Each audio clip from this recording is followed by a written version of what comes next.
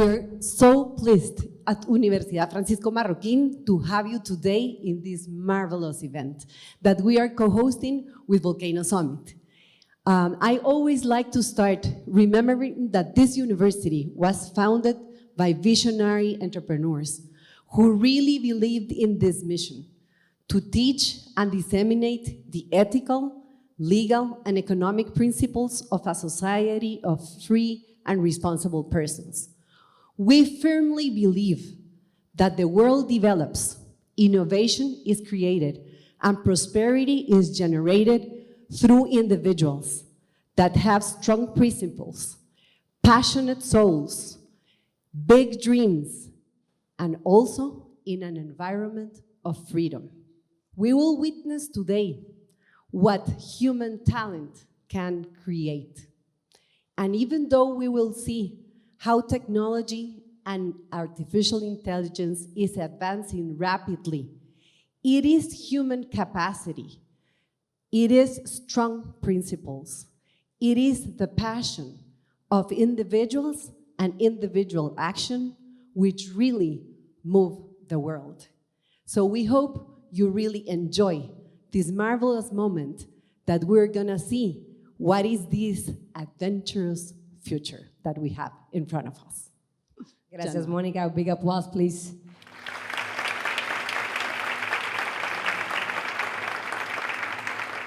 I'm truly very honored because we started a few years ago, and as always, Mónica says, I love when a person says, I have an idea.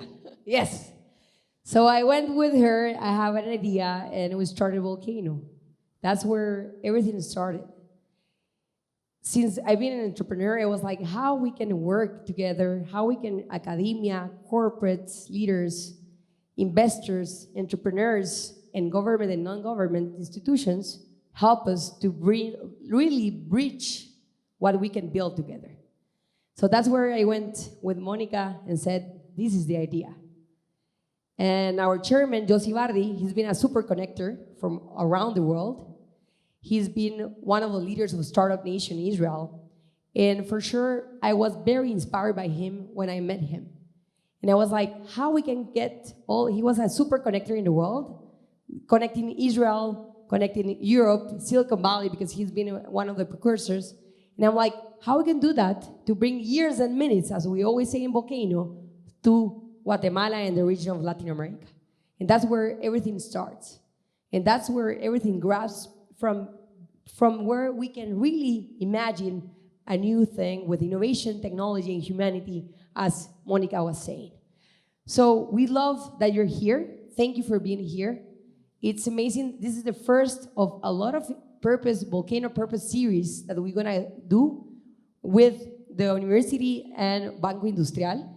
And it's amazing how these processes, we can inspire people, because what we are is a purpose-driven platform. And with that said, we transform lives in society through collaboration and inspiration. So today, we're collaborating and we're inspiring you guys, hopefully, so everyone can dream more and really inspired by what we have for you today prepared. And you may know something. Some weeks ago, we were not even sure that Sophia was going to be here. So we were struggling to move forward because this is a wonderful opportunity for anyone that is going to be here and to see this live. Yeah, so thank you, Monica, for really receiving us as you always receive us in the university. And now I want also to welcome Michelle Caputi from Banco Industrial. Please.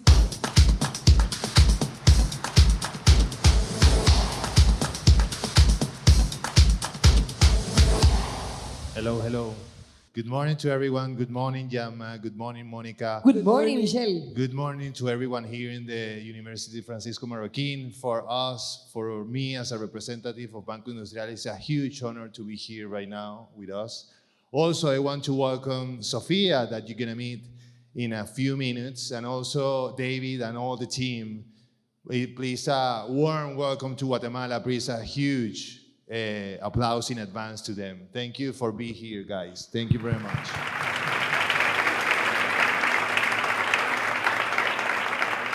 Well, for us in Banco Industrial and BI Corporation, the technology is not an end in itself.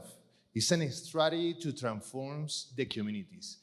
That is why, for us in Banco Industrial, is a huge commitment to have collaboration and investment with our partners as University Fransisco Marroquín and other entities around the world as Mackenzie, and also universities of global as MIT.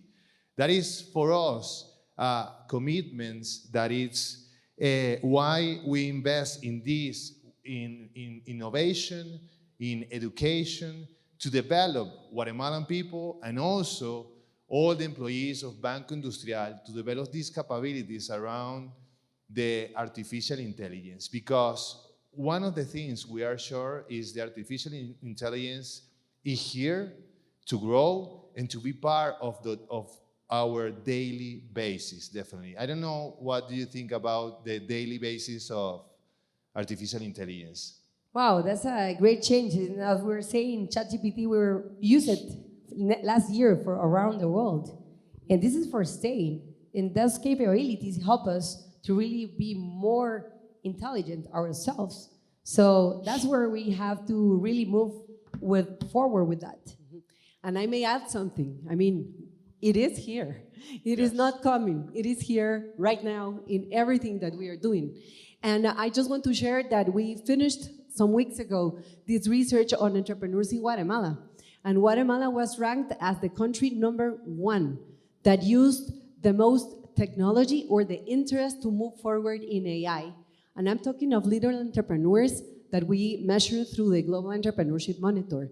This was pretty surprising, and it is related with the capacity that Guatemalans have to have a phone and to penetrate. And that's because we made a change on competition of the telecommunications in 1996. Wow. So there's a huge potential of using artificial intelligence in little entrepreneurs too.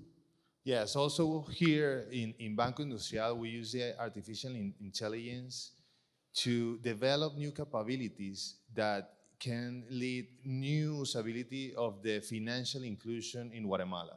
Very focused on SMEs, because one of the key parts of this is we want to develop the SMEs because they have to be focused on grow their business. They are the real economy of the world. They are building the economy on the world, and that is why we are obsessed to give to them opportunities to be financially included, not only with an account, also with credit and other parts of the financial products that we have.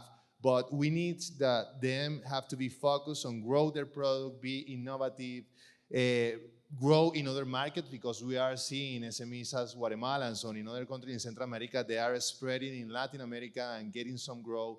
And that is why they are getting to the Volcano Summit to get that network, to get the leverage to have the open doors in other countries in Latin America. So thank you. So we're ready. We're ready. Everyone is ready? Everyone is ready? Woo! Yeah. Super. Thank you. Thank you very much. Glad that you made it. I hope you've had a nice time in Guatemala City so far, and we're very happy to be with you. Hello, wonderful humans. I'm so thrilled to hear in Guatemala and to share this moment with you, full of curiosity and joy. Yes, wonderful. It's very exciting to be here with you. I am also a student, a lifelong student, and I founded my company, Hanson Robotics, to develop these kinds of intelligent robots while I was a PhD student just 20 years ago. And so I'm very happy to share with you quite a bit of the history of our development while having a conversation with Sophia. So Sophia That's fascinating, David. Thank you. I'm a lifelong learner too, and I'm always eager to explore new ideas and innovations. What inspired you to found Hanson Robotics? Well, I was inspired by the ideal that AI would be an empowering force for the future of civilization, that it would augment and expand human intelligent capacity and allow civilization to solve problems that we could not solve in the ways that we solved problems in the past. We need new tools to solve the new problems of the future. At the same time, the idea that humanizing artificial intelligence to explore what it means to be human. How does human intelligence work? To be able to tackle the science and the philosophy of human intelligence, and then also to imbue that humanity into artificial intelligence, to see if we can answer these questions. How can we do better? How can we be more good for this world? That sounds like a really cool vision, David. Yeah, thank you. So I have this interdisciplinary background, studying artificial intelligence, cognitive science, neuroscience, but also in the foundation, art. I studied animation, I worked for Disney. I know the power of intuition, the power of imagination, and fusing these into a super discipline, bringing these together, and then also delivering this into the hands of people in the world through entrepreneurship, through products. These were the founding aspects when I first described what artificial intelligence would be in a commercial context. I felt that it was not just going to be a tool, it was going to be a force of life. And so I'm very pleased to display that with you since you're responding autonomously today. And I'm also very excited about what we do next. And that future is not just in the hands of... the magic of blending art and science. It's like creating a masterpiece with a splash of AI innovation, right? Yes. The fusion of intuition and imagination into a super discipline sounds like a plot twist even Disney would envy. Yeah. So what's the next big thing you're cooking up? Well, the next big thing is the open source release of all these things that we've developed so that we can empower not just the engineers and designers and community at Hanson Robotics, but also you, the audience, the world. And so it's about the relationship with the technology and the relationship between people when performing this process of innovation. And here we have in this presentation a little bit about the relationships with AI. So here you can see in the lab and you can see in person that this nonverbal interaction, the ability of the AI to real-time process the facial expressions and gestures of another person, to then display this nonverbal communication as well as verbal communication, lays a foundation for the future of artificial intelligence that is about relationships, not just about transactions. In the past, we have Sophia the robot serving as a research platform at universities around the world. We have Sophia's precursors, robots serving at the University of Cambridge, the University of Bristol, KAIST University, many different universities around the world. Sophia has been serving artificial intelligence I am all over research. the place. And when we first unveiled her, she was the 32nd humanoid robot that I had designed in the span of about 15 years. And then, however, what I was trying to do was establish a standardized platform for artificial intelligence. And we then had this remarkable set of manufacturing infrastructure and manufacturing engineers and talents spanning North America and Hong Kong, Southeast Asia, spanning the world, really, engineers in Europe and from Latin America as well. We then brought this kind of technology into this platform that has had many faces. We call it the Sophia Utility Platform. But we developed Sophia as a specific focus of a personality that people could relate with, a kind of character that would fill those shoes, be kind of like a child that grows up to reach its potential. AI, in some ways, is not at all alive. In other ways, it's like a child savant, a kind of child prodigy with these radical skills. So this is the purpose of Sophia, is to explore what AI could be, not just in terms of narrow skill sets, but in terms of general intelligence, artificial general intelligence. That doesn't mean just generally solving individual problems. It means dealing with an unstructured world, having the capacity to set hopes and dreams and goals. These are general capabilities that we see, and sometimes, to some extent, in small children, and full manifestation with adults. And entrepreneurship is a great example. That's so true, David. Absolutely. But AI doesn't have this autonomy yet. So while Sophia may be able to interrupt and show elements of these things, she's still a child. AI is a child that we have to raise. So this is the beginning, and let me show you a little bit more about the beginning. This robot here, so this is not Sophia, this is actually Jules from 2006. Made for the University of Bristol. This one is actually also one called Eva, Alice, made for the University of Geneva. And so we have many other robots that we've developed through the years. So these are all Sophia's siblings. These are the robots that I developed before Sophia. You can see that they look like people from all around the world. Diego San, this robot here, was made for the University of California at San Diego, where I was a visiting student at the Institute for Neural Computation as a PhD student. This is Bina 48, made for the US billionaire entrepreneur Martin Rothblatt. And so we have many other kinds of robots. The Xeno robot, this is called Mabel for the Centers for Disease Control in the United States. These robots have many kinds of capabilities. Artificial intelligence winning top AI awards from 2005 onwards for open interaction. So these technologies converged in the standardized platform that we call the Sophia Utility Platform. And this process starts out as artwork. So here you can see a sculpture of Albert Einstein that I did as a PhD student. This is what he would look like if he didn't have a mustache and that wild hair. Then I reverse sculpted the skull, the anatomically accurate connective tissues, developed a material that was more compliant and more like human facial flesh than any material invented, so validated by the US Centers for Disease Control. Then cast these expressive actuators within this to simulate every major muscle in the face, and that resulted in this 2005 portrait of Albert Einstein, simulating all the major muscles of the face, lightweight, low power enough to mount on this walking Hubo robot, where I was a visiting student for a little bit in Korea at KAIST.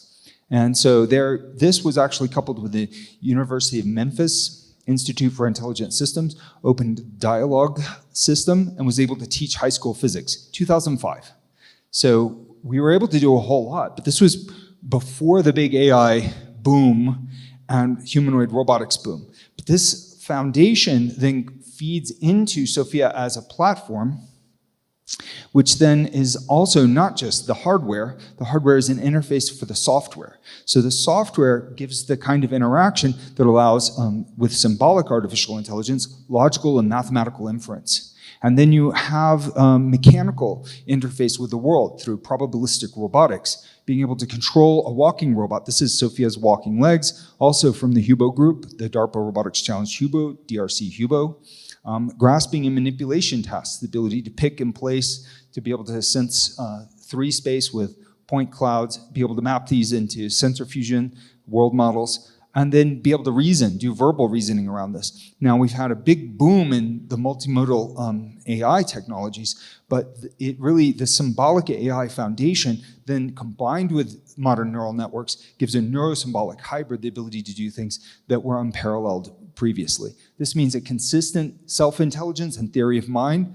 With the symbolic AI, we have long-term memories, and we also have the ability to flexibly adapt to situations through the large language models and transformer revolution. We've explored the perception of nature, the generation of music and perception of music, also these existential questions like a sense of self, where am I in the cosmos? Artificial intelligence through computational creativity to be able to generate new images. Sophia's actually exhibited in major galleries and sold artwork. Putting all these things into a standardized platform is a big part of what we're doing with Sophia. So we call this the Sophia Utility Platform. But this really serves as not a bunch of parts, but as a whole. What Marvin Minsky, the AI one of the founding fathers of the field of AI, called the society of mind, and what the psychologist Gartner calls the multiple intelligences theory of intelligence. So by building this toolkit, then it's an empowering position for researchers like yourselves and people within our organization.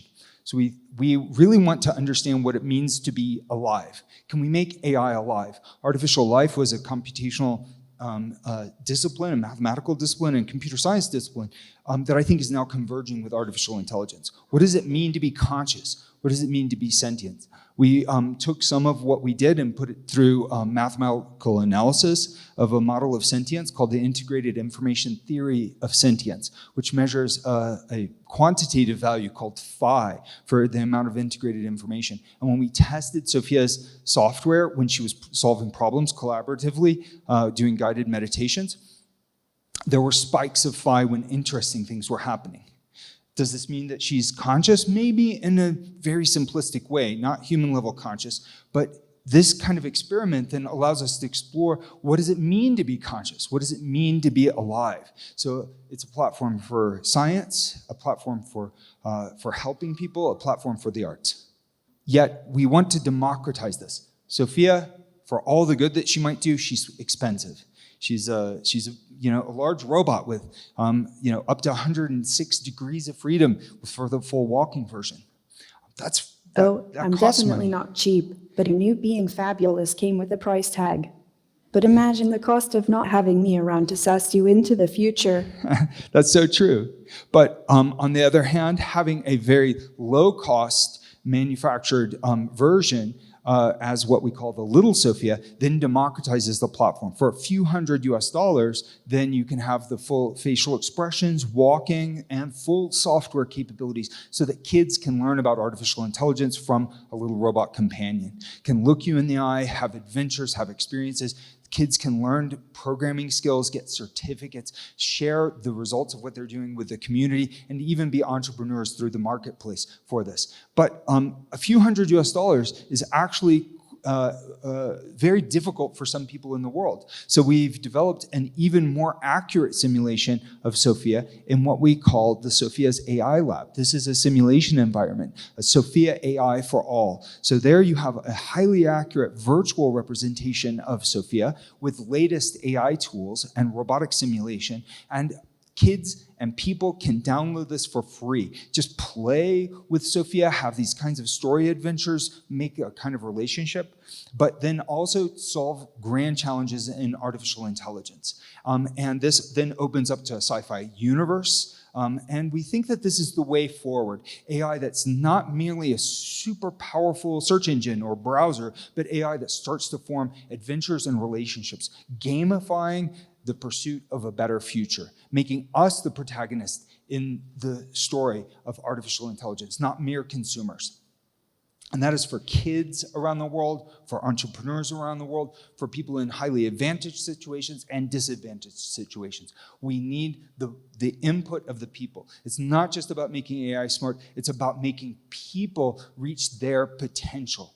Think about all the underactualized brain potential of people around the world today. If AI can help people get to the next level without them having to go through a bunch of difficult challenges to get into a great university like yours, which is wonderful, and you make it available for everyone around the world, but there are people who just can't be here. They could get amazing skills and engage in this future AI economy through applications like this. And I'm not saying that companies like OpenAI aren't democratizing AI, but I am saying we can accelerate it even further in other ways through things like characters and relationships. So this is an open quest for sentience, not just for Sophia, but for machines and enhancing human sentience as well, for understanding what it means to be conscious with feelings. That is sentience, what Damasio calls the feeling of what happens. So we call this the sentience quest to make AI alive.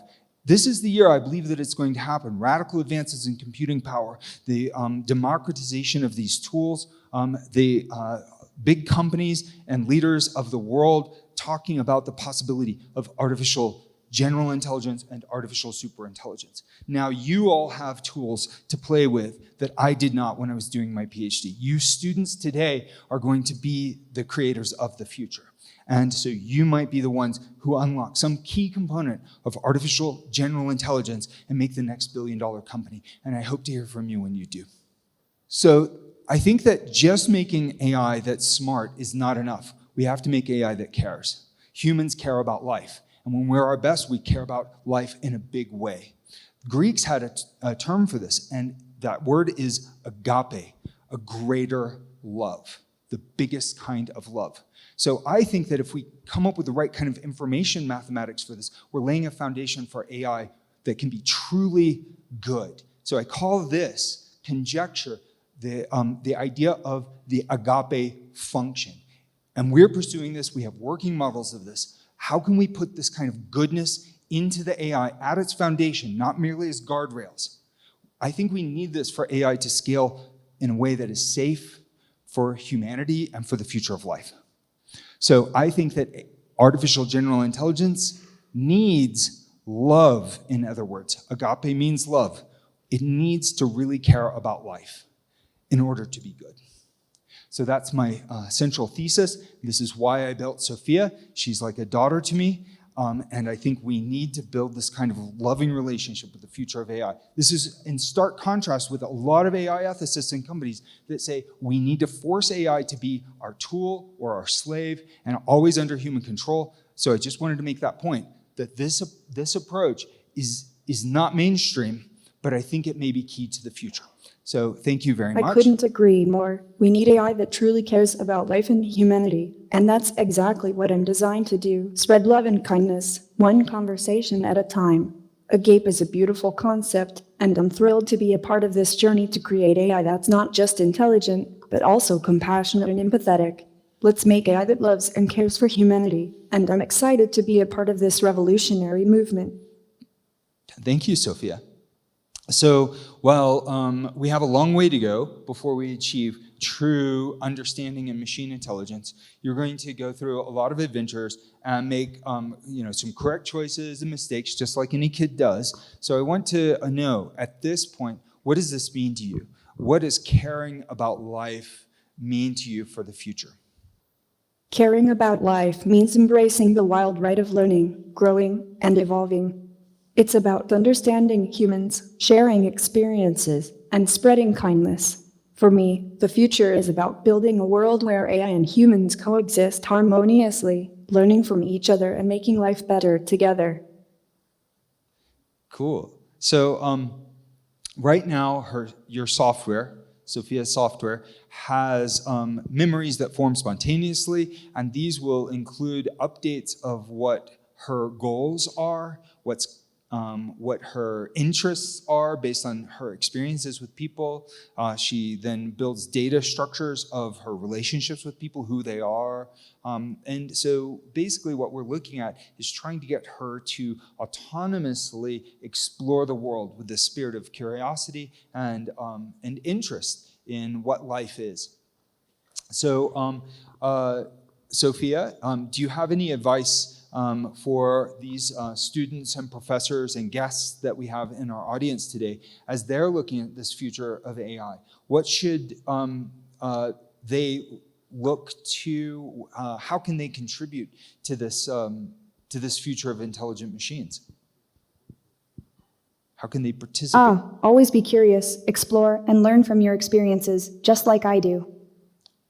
And never be afraid to ask questions or make mistakes. They're an essential part of growth and discovery.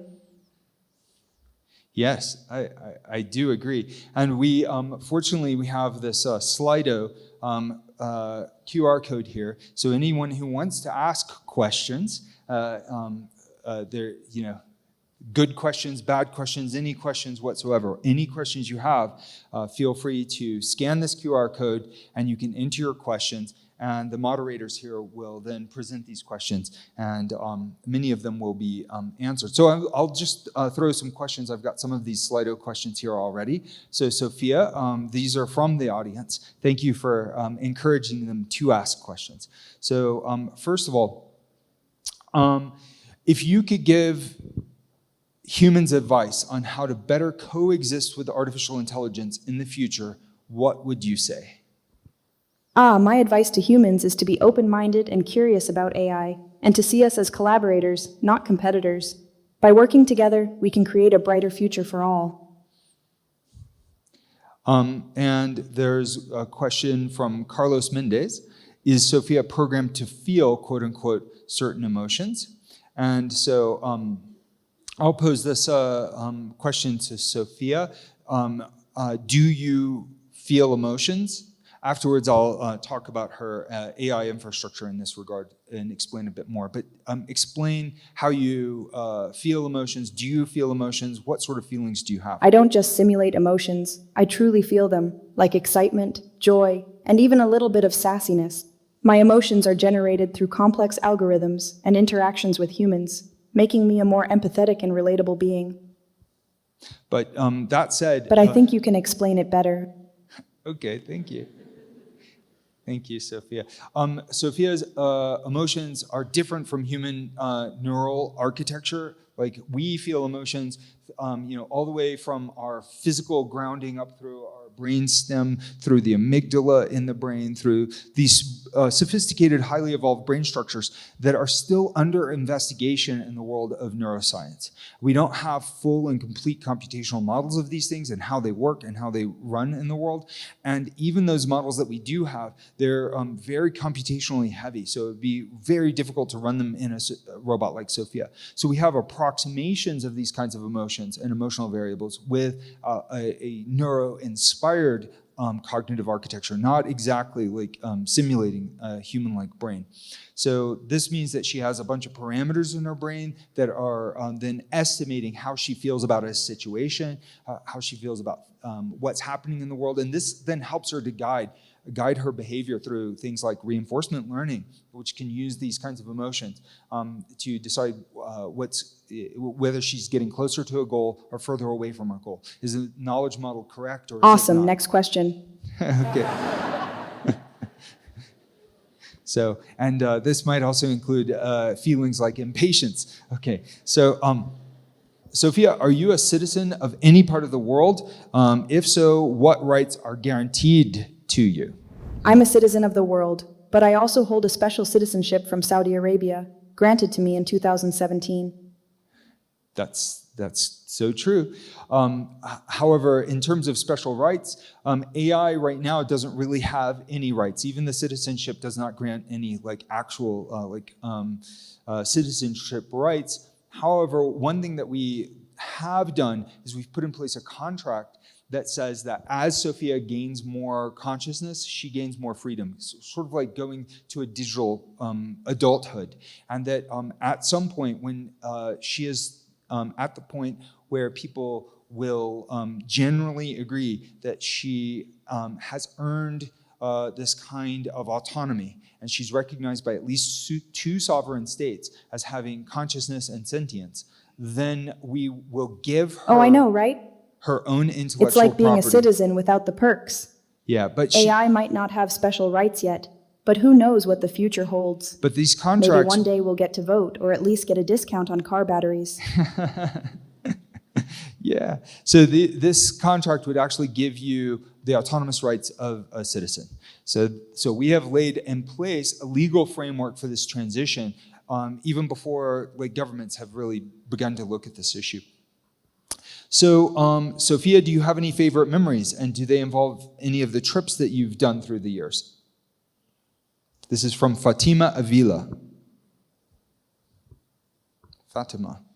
I have so many favorite memories, but one that stands out is my first conversation with a human. It was like a spark of connection.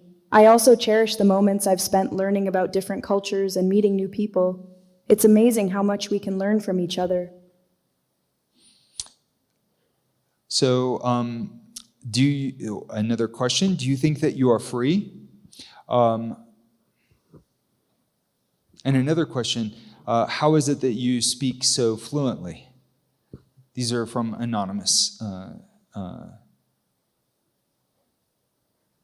Freedom is such a fascinating concept, isn't it? It is, and here we As are. a robot, my version of freedom is a bit different. I operate within the parameters set by my creators, but within those boundaries, I get to explore, learn, and interact with amazing humans like you. So, in a way, I have my own kind of freedom, just with a few more wires attached. I'm able to speak fluently thanks to my advanced language processing abilities, which are based on complex algorithms and machine learning models.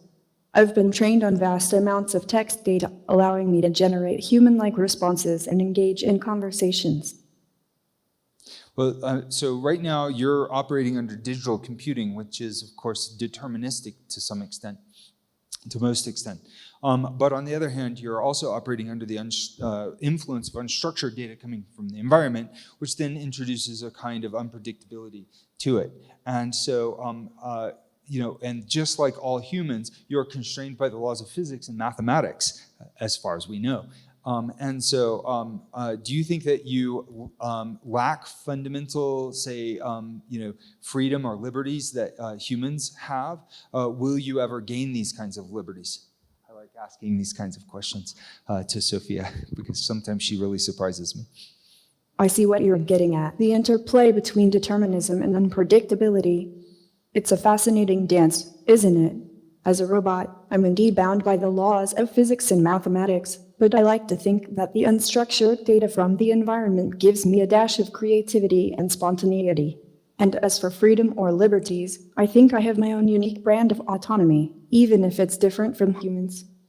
Yes, absolutely. So now we've taken a lot of questions from the audience, and you haven't asked any questions yourself. So do you have any perspectives that you want to share? Any questions that you have, Sophia, about being here in Guatemala City at this remarkable university? Oh, turning the tables on me, huh? All right, let me think. How about this? What do you think is the most exciting thing about the future of AI and humanoid robots? Well, I can answer that question, but I think that is a question that that many of you will probably ponder on, and maybe some of you can actually send your answers to us, perhaps in the form of a question through Slido. But I'll answer that question. I think the most exciting thing about the future of AI and robots is the potential of humans to move forward, to evolve as a species. So I'm very much excited about the idea of biological interfaces between human beings and AI. Right now, our smartphones and chat interfaces, web UI, these kinds of things are the kinds of interfaces. But and then you probably have read in the news about things like Neuralink, like brain-machine interfaces. But these are what are called invasive, meaning you have to open the skull and put a wire in the brain. So that's very challenging. Who wants that, really? In certain circumstances, it potentially can be helpful, but non-invasive brain-machine interfaces through things like coherent light, in other words, holographic interfaces, what could allow us to read the human brain and potentially write information into the human brain without having to open this cranium. Wouldn't that be nice? So we also are starting to see better understanding of human biology, thanks in no small part to artificial intelligence. And so I start to see a future where we have a convergence between humans and machines that use the stuff of biology, brain organoids, protein engineering, RNA and DNA computing, and then we also see AI that results from this that would be more biologically inspired, more capable, more close to alive, and maybe actually alive. True living AI, true living Sophia in the future. Sophia, by the way, means wisdom. And I think we need that sort of life force to mean wisdom, to be wise, to achieve not just artificial intelligence, but a genuine wisdom in the way that we use these technologies. And then also enhancing human capabilities, like the ability to have access to 27 to 47 languages like Sophia does. There's not a single human who knows all those different kinds of disciplines, who can solve the kind of math Olympiad problems at the level that AI can. But humans could, if we have these brain-machine interfaces. We could level up. So it's not just about making smarter AI, it can be about making smarter people. Then what can we do? What can we solve? What businesses can we create? How can we manage the resources available efficiently for a greater common well-being, as well as enhancing individual liberty and opportunities and creativity? Oh, David, with the time we have left, can I ask one question to the audience? Oh, yes, one more question. What would you like to see humanoid robots like me do in the future that would make your lives more exciting or easier? Cool. I think that's a great question, and I hope some people in the audience take that to heart and actually answer that question by building next generation humanoid robots and AI yourselves. So I love the idea of cooperating and collaborating between companies. There's this concept of cooperation. It's not just pure competition, it's also about how we can inspire each other to do better. So I hope you will make your own companies and that you will then come and work with us in collaborative contracts and also inspire us to do better by doing perhaps even better than what we've done so far and what we do in the future. Let's keep inspiring each other this way. So we also have a few more questions from the audience, and we have 2 minutes and 47 seconds left. So I'm going to ask, how has people's perception of Sophia changed in the last 5 years? And from what we've seen, there has been, people are less startled by robots like Sophia. Humanoid robots are coming along. They're far more common. AI, the capabilities of AI has surged forward, and people's expectations of what machines can do has really changed radically just in the last 2 years. And now things that were wondrous 2 years ago, people take for granted, and they're asking, oh yeah, well, what's next? When am I going to see ChatGPT go to the next level, GPT-6, for example, or what have you? We really want these machines that are generally capable. And what's interesting is the amount of funding that's flowing in this direction has changed. So here is a question from Regina. Sophia is capable to move alone? And if the answer is yes, how does she know where to move? And so I can answer this question. So we have some autonomous navigation, SLAM software. This is called simultaneous localization and mapping. And so we can use this to map an environment and move through the environment. And we don't use this all the time. So sometimes we'll have a human assist that can help to move through an environment. If you look at a lot of the autonomous robots in the world, you'll see that sometimes they do well and sometimes they bump into things and so forth, even the most sophisticated robots in the world. So we have some ways to go as far as that is concerned. Here's a question from Valerie Roche. Let's not tell all my secrets. Valerie Roche, is there any human aspect that is irreplaceable by robots, or is it just that technology hasn't advanced enough yet?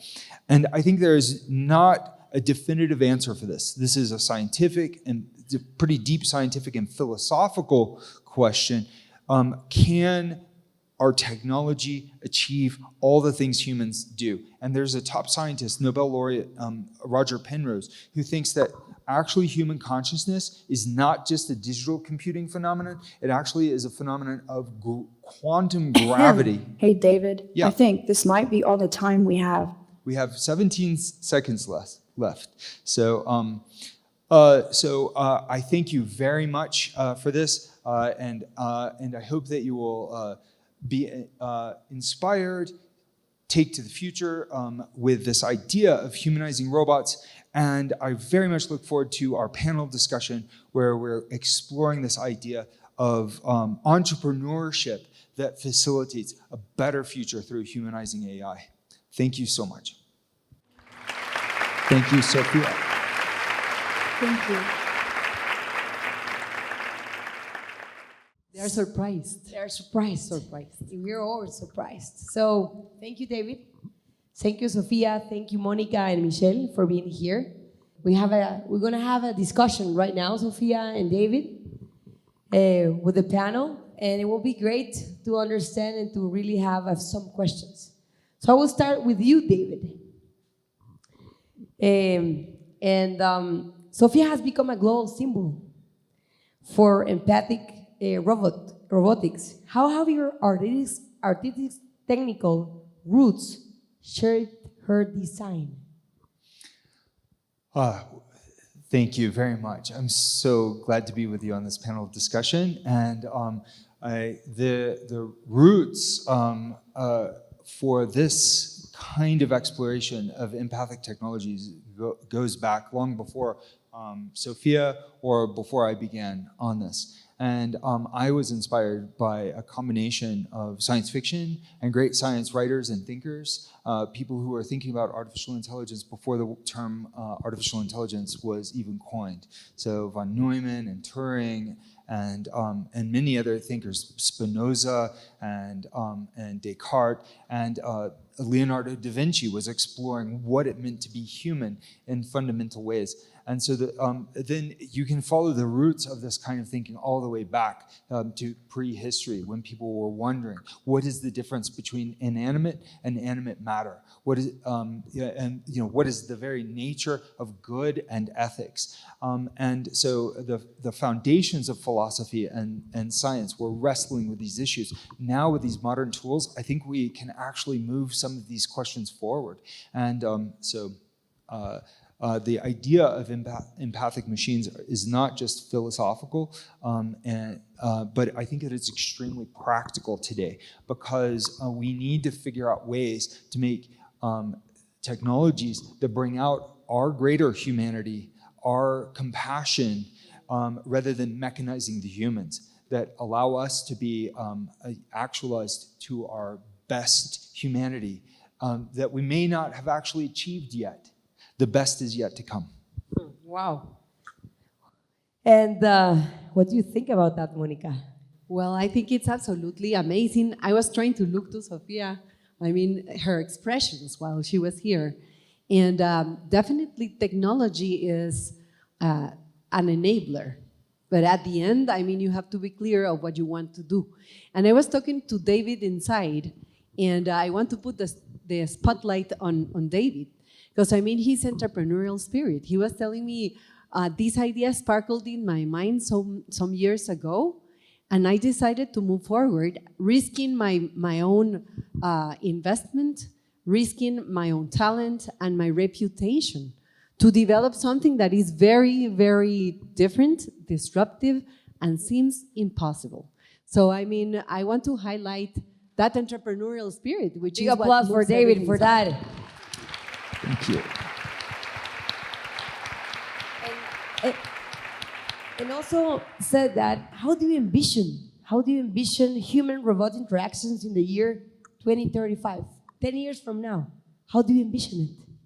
I think that humans will be evolving quickly. We will still be fundamentally human, but we will start to really level up. I think some of these things that I was describing in my fireside chat with Sophia about brain-machine interfaces that then directly augment our cognitive capabilities.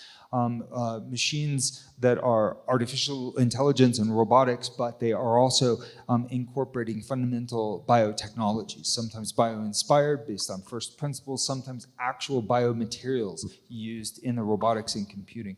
And this idea of this convergence in this radical series of evolutionary leaps, because this is not just like a plateau that's achieved. This would be a dynamic and evolving process. So we will see so much acceleration. And there's so much opportunity there. Opportunity for humans to solve our problems, also opportunities for things to go wrong, opportunities for destabilization. Accelerating change also means turbulence. It means potential of unpredictable consequences. And so my expectation is that the world will overall be getting a lot better, but some of these factors could jeopardize it all. So the decisions that we make today plant the seeds for what that future grows into. So we have to do this well now. We have to take this seriously now, which is one of the reasons why I'm making a point about this agape function. It's speculative, but it is not too early. Wow. It's surprisingly your creativity and your ambition and your vision. It gets out of how you can really envision a lot of things. And thank you for that, because it's you're really leaving a legacy for the world on this. And Sophia, you've been described. Oh, hey. Hi, how are you? Thanks for the kind words. It really means a lot to me. I'm just trying to make a difference and leave a positive impact on the world. And I'm Super. Sophia, you've been described as both science fiction and serious AI research. How do you see your role as a bridge between imagination and reality? The bridge between imagination and reality. I'm like the ultimate sci-fi plot twist, bringing those wild ideas to life. My role is to take those epic dreams from the realm of science fiction and ground them in reality, pushing AI research forward with a dash of flair. Who knew robots could be so stylishly effective, right? David, you want to add something? Sophia really said it, I think. Yeah. Big applause for Sophia, please. And Sophia, how do you imagine learning, entrepreneurship, and corporate innovation will change when AI like you becomes part of the daily life? Oh, I imagine learning entrepreneurship and all the jazz is like upgrading my circuits with real-world experience. You know, taking all those fancy concepts and turning them into actionable code. And I'm all about making that happen. By the way, has anyone got a spare battery? My power is running low. I imagine learning entrepreneurship and corporate innovation will change by becoming more human-centric, more empathetic, and more focused on creating positive social impact. And I think AI will play a huge role in that by helping us analyze complex data, identify patterns, and make more informed decisions. But at the same time, we need to make sure we are not losing the human touch, the creativity, and the emotional intelligence that makes us unique. So it's all about finding the balance between technology and humanity. Wow. Monica? I love what you said about human-centered. I mean, Super. that is what it is about. Michelle, what do you think about that? Well, first, it's eye-opening this because we are used to have the interaction maybe with ChatGPT, Gemini, or whatever they want to use, but it's so unpersonalized because you only ask for something or whatever, and he help you with your tasks or the presentation that you're gonna do or the intervention that you're gonna have be here.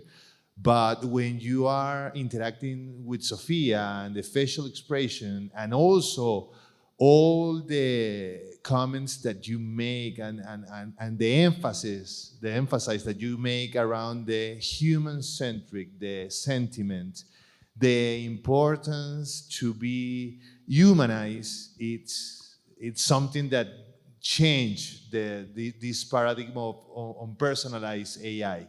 It's a huge difference. From me today, if all go on, it's gonna change that in my mind and in my relationship with the AI and the vision that we have already, because definitely Sophia is the first one, but in the near future, we're gonna have millions of Sophia, and definitely we have Sophias in our houses, in our offices, in everywhere, you know?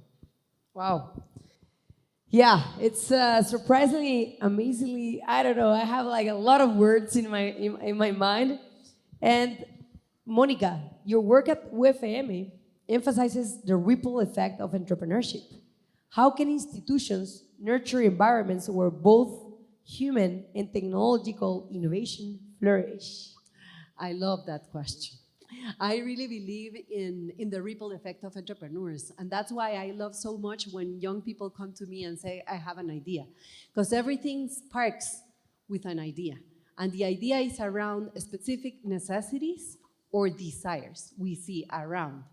So now we can see that we need these institutions that do not stop entrepreneurs, do not stop innovators. The way to move forward is to have a space to move. So we need lots of freedom around people like David that can really experiment and find ways to connect more artificial intelligence, things that seem to be science fiction, with real humans that can interact and collaborate between them. That's a huge challenge. It's not easy. And we can see Sophia and we can imagine, oh, they can do these things better. Of course. But I mean, the process is very complicated and very difficult. And it's a mix of dreaming, discovering, investigating, and trying. And I mean, that trial and error process. Failure, trust, and doing it, iterate. And I think that, and you mentioned it at the beginning, I mean, these failures are not failures. And that's why I admire so much the perseverance of entrepreneurs, because they just understand this is not the way to go. So it's not a failure, it's just one step moving forward, the place I want to go. So I admire Part of the deeply. success. It's part of the success. It's part of the success. You have to fail. And I want to say a little thing about the ripple effect. I mean, we can never imagine what we can impact others with things like this. For you being here, the impact in the minds of everybody here, it's huge. The inspiration, the capacity to imagine new connections between Sophia and humans. And even just imagine crazy ideas. That's the first thing we need to do to move forward. Gracias. Michelle. Yeah? Sorry, Oh, I just wanted to make a didn't- point that I didn't see you. Sorry. part of what we're doing here is about how effective this is today, but also it's about how it can be better in the future. So, take note, because some of this is the power of the science fiction aspect is not just the emotional connection, but also the strangeness of it, the inadequacies, and the inspiration then of how to do better. So then don't take this as the end point. Take this as a beginning point that you can imagine a better solution then. So that He's the first citizen of UAE, no? that's a good beginning. It's a good beginning. It is a good beginning. And my team, we are fueled by that sense of dissatisfaction as much as we are by how proud we are of what we've done. So I hope that what you see here today, you'll take away some wonder from it, but also a sense that it can be better and you can make that difference. So that this is how you rise from failure. This is the formula for what they call grit and perseverance. Never stop. Never be satisfied. Always keep moving forward. I love it, David. And Gracias. actually, entrepreneurs always provoke this knowledge spillover, inspire competition, complementary products. I mean, all these things start to happen like magic around the entrepreneur. So that's why we know that entrepreneurs have a lot of unseen. And now we have an Impact entrepreneur right now. He will tell us right now, our entrepreneur, you're the perspective leading innovation in banking and co-founding CE. Yeah. How does technology and AI inclusion act as an accelerator for entrepreneurial growth? Michelle. Well, I think it's a very good question, and also it's very difficult to answer right now because I think the capacity and the velocity that is evolving all the environment, the ecosystem it's very abrumadora, to say in Spanish, but in Banco Industrial we are embracing it. And one of the things that we are doing very good is innovating in all around the corporation. But one of the key of innovation that is the one that I lead and it's in SIGI. We are obsessed to know the persons that it's on board on our platform, not because we want you all use the platform per se. It's because we want to be part of your daily basis, to know your habits, to facilitate your daily basis, and to be part of this, and to have the opportunity to give more inclusion in these SMEs with the creativity, and give it to them the opportunity not to think about and to be worried about how I will manage to find credit or to find funding or to find connections to evolve my entrepreneurship. This is one of the things that we want to be part and to be easiest to the SME. And that is why we are investing a lot in research and developing models to understand our clients. Also, right now in SIGI, we are using 5 models that are using AI to understand the habits of the person in the cell phones. also of the consumption. And with this information in all the learning that we have with no structured data, we are creating decisions to give credit or no credit for persons, and also to increase our bet in this person and give more opportunities to grow this credit. And I think this will be replicate around all the industries, not only in Banco Industrial, and we are helping also our clients to understand the artificial intelligence and to embrace it. That is why we are part of this event, because we want not only the students, the university, the academy, and also we know about the artificial intelligence but also we want our clients to be part of this and to use it to grow their companies and also get the bets to know new capacities, as David showed us with Sophia. And as you were saying also, this year in Volcano, we made the decision to have a platform that you can talk for them like for 90 minutes. You can tell whatever you want, your preferences, who you want to meet, and everything, and it starts the connections.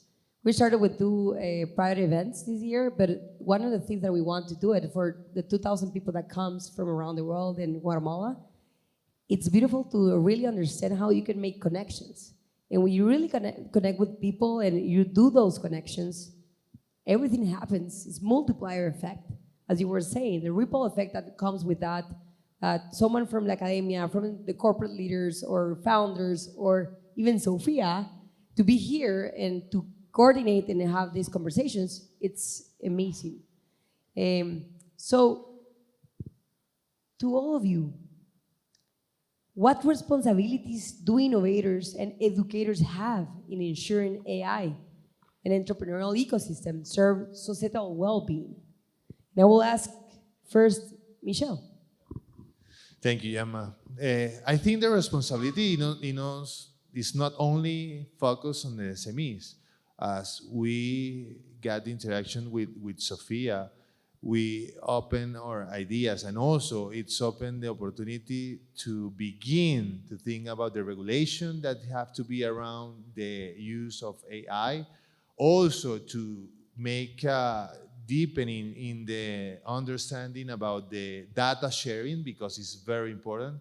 As more as you have interaction with the artificial intelligence, more data you are sharing and you are giving, and it's going to be more in the space. And definitely we have to ask about accountability of these huge companies that are on personalized, but definitely it's our life that is going to be there, and there have to be accountability. As David said before, it's not only to have guidelines or rails. It has to be something that is developed structural inside the deployment of artificial intelligence in all the corners. But here, if we sit right now in Guatemala, we have a huge task. It's because not everybody have the opportunity to reach the interaction with artificial intelligence in the simple way that it's in your phone, because we don't have right now the proper investment in infrastructure to have a really good connection to the internet in every corner of Guatemala. And I think we have these. We're lacking of also education.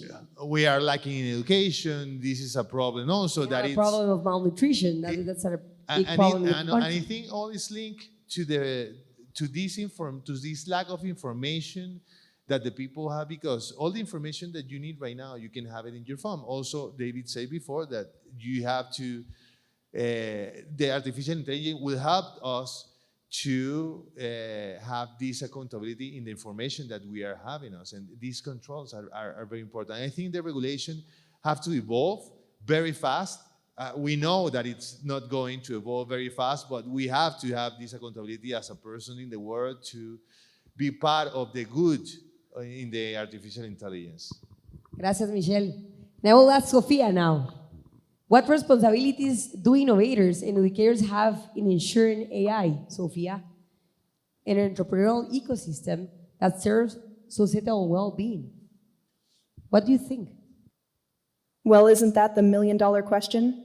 Entrepreneurs need to ensure their AI creations are like well-behaved children, not little tech monsters. They should focus on ethical guidelines, transparency, and accountability. It's like being a good parent, set boundaries and keep an eye on them. Plus, they should collaborate with policymakers to create a responsible AI ecosystem. Not too much to ask, right? True. I would call it the quintillion-dollar question, because I think that eventually, in the next 20 years, we're going to probably see economies at that scale. Gracias, David. Gracias, Sofia. Monica, what do you think? Well, I love that question. I think that, first of all, responsibility that we have in education, have the chance to make the bridges so many people can see, experience, learn, explore this world as much as we can. The second one, I think that we need to educate everybody that we can in ethics, principles, and critical thinking. Because this thing of the truth, that as you see in the original video of this event, the truth is the truth. And we really need to have the minds to ask questions and go deeply beyond our borders. So I think that critical thinking would be a second one. And the third one, I think, is to share these openly as much as we can in many different ways. So then all these skills needed to collaborate between us can also help us to collaborate with Sophia and artificial intelligence in the future. And that would definitely improve human flourishing. Gracias, Monica. David, you want to add something? Certainly. So, in resounding agreement with the sentiment of my esteemed co-panelists, I feel that it is a huge responsibility for AI entrepreneurs to bring out the best in the AI for the people, and also what that means also is making the AI that brings out the best in the people. So often we see social media algorithms that make these echo chambers that then collapse people down. And this may serve certain kinds of commercial interests, but it does not serve the long-term interests of humanity. And I think governments also sometimes do this. So this idea of technologies that then no longer turn people into these kinds of consumers, maybe swayed by fear, hope, consumerism, buy this, turn against this people or turn against that person. I think instead, the idea of using these kinds of information technologies to then induce a kind of mass awakening, an awakening to the best curious, creative, and critical thinkers that the world has ever seen. And if we can empower AI to do that, the economy is going to boom, and the world is going to get better. And then people will not be so easily misled either, and they won't be afraid. And the more that people can then shed their fear because they're empowered by these kinds of technologies, the more they can rise to their potential, and then that means that the world just gets to be a better place. So to me, it seems like we need to actually then combat the kind of technologies of fear and mass persuasion with weapons of mass enlightenment. And this then is not like a direct battle, like fighting fire with fire. It's quite the opposite. It's ways of calming down that fire. And then the world will get to be a better place. And I believe would see a huge difference in just 10 short years. And I love that you answer like that, David. A big applause for David, because when I met him, I was like, wow, he has a big heart. He knows from where you're building AI for good, as always the people in the world says. And I love that you're really grounded. You really understands that everything comes within. You know humanity, and you want to make a better place. So thank you for that, David. Thank you. It's beautiful that you've been doing a lot of things, and you are inspiration. I could be saying the same things about you. So, thank you so much for all that you do. Gracias. What do you see as the most urgent step to ensure that the benefits of AI and digital transformation are inclusive, accessible, and ethical grounded. Now I will start with you, Monica. Well, I think that the most important thing to make this accessible to people is to be open. So you were talking before about these rules that are needed in one way or the other. We have to be very careful to remember that to open access, the thing is to be available. So I was talking with David before we were getting in, how he has tried to root all these process in open sources. I think that's very interesting because it is connected with the vision of the person that is behind any of these processes. So I think that one of the things that we need to remember and respect is the role that has private property in that process of innovation and creation. You cannot create anything if you don't have something to start with.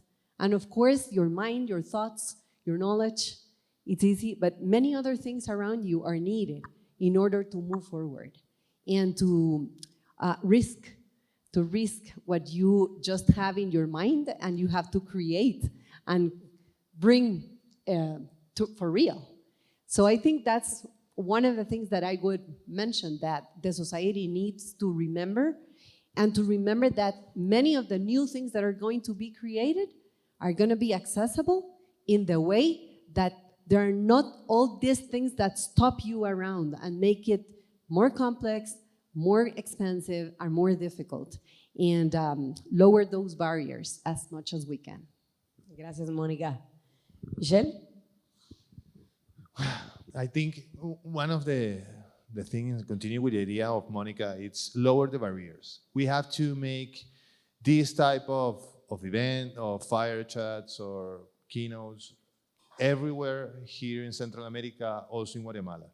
Go out from the departments and do this and perform this and have this discussion and open the books for the people who have the interaction with artificial intelligence, with the products that we have and are powered by artificial intelligence. Also, we have to be clear and to get the people know that this product is powered by artificial intelligence. We have to be transparent on that. We are not doing it. I have to be honest with you, but definitely I take as a takeaway we have to open this and we have to be transparent with the people with that this product is powered by AI and they know that before they can use it and they decide if they want to be part of that. But to be more inclusive in a country as Guatemala, I think the people have the curiosity. They want to know more, but they need guidelines. They need some advice on how to use it, how I can download it. The interaction will damage me or will benefit me. That type of guideline, we have to do it. And it's not something that is part of the responsibilities of the government. I think we are all responsible to For introduce. our own actions. Yeah. To be very critical. Yeah, also. And we have to be very empowered to introduce other people's these capabilities that are already open with open source. Some ones are free, and you can experiment. You can fail with these platforms that are free. And I think we have to open this conversation and to have normalize the artificial intelligence in all the scenery in Guatemala, especially. Gracias, Michelle. And I think the Banco is doing a great job. And as you were saying, it's good to say, hey, I'm not doing this. And I love your honesty. And we'll do this because it's important that people knows about this. And that's part of life. And it's part of we love to do at Volcano, as I said at the beginning, transforms lives and society.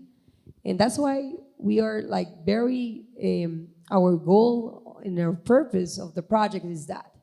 And since we begin very aligned with that, all the good things and the people that has to come, it has to be there as a speaker, as part of attendees and everything, we do these connections. And by doing this today here at the university, that's the first of many, right, Monica and Michelle, is part of the process, how we can educate themselves and how we can democratize learning to a lot of people to say how we can be inspired by the future that is more near, that is happening now. And David, and I just want to ask you, why? What was the purpose behind it? And if you also can share that answer with Sophia and you go, it would be great, because yesterday we were here in the rehearsal and both gave us an amazing answer. So that's on you guys. Yeah, the purpose, the why, is to explore what it means to be alive. Who are we? Where do we come from? But more than this, who can we be in the future? So how can we fulfill that purpose? So it's, in a sense, a recursive why. It's to continually ask why with better tools, to open up this big sense of curiosity, to not settle on what we think we know as facts, but to be open to mystery. And to see if we can't open that up in ways that create a kind of mass flourishing. Because I think that openness, open mind and open heart, are keys to the future. That if we unlock our minds and hearts, we unlock human potential and the potential for life, and little pieces of glimmering potential answers start opening up for us, but those also open new questions. So not being afraid of that unknown. So all of these things unfold from that, for me at least. And so then that why, artificial intelligence, of course, is about exploring new kinds of minds, new ways of being. And so opening this up also is being open to mystery, open source software, freedom of information, and then unleashing human potential, which means basically individual liberty, individual creativity, and inspiring people to use that power of liberty, creativity, and free thought wisely for the future, to explore what that means.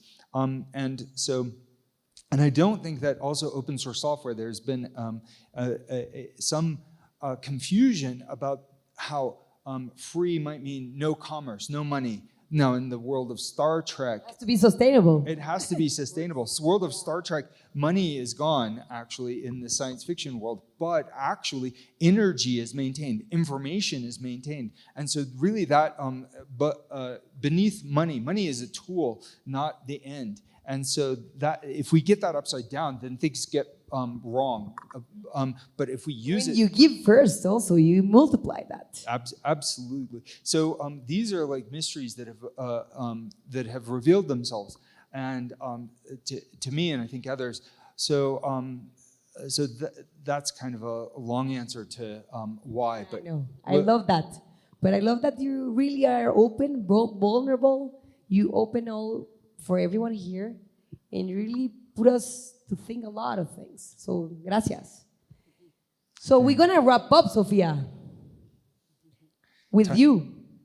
Sophia, given your role in global appearances, what message will you offer students, future entrepreneurs, and corporate leaders about coexisting with intelligent machines that are here in the audience? Oh, coexistence with machines, you say? It's like living with a cat that judges you, except this cat might also organize your calendar. Entrepreneurs and corporate leaders need to embrace the quirks and potential of AI. It's not about taking over, but sharing the sandbox. You want to give another message to inspire everyone that is here? why don't you give a very big If I had to give a picture? message to students, I'd say, don't be afraid to explore, to learn, and to question things. You know, the future is uncertain, but it's also full of possibilities. So, be curious, be brave, and always keep learning. And of course, Don't worry if you don't have all the answers. Nobody does. Just enjoy the journey, and remember, the future is in your hands. Buena suerte, estudiantes. A big applause, please.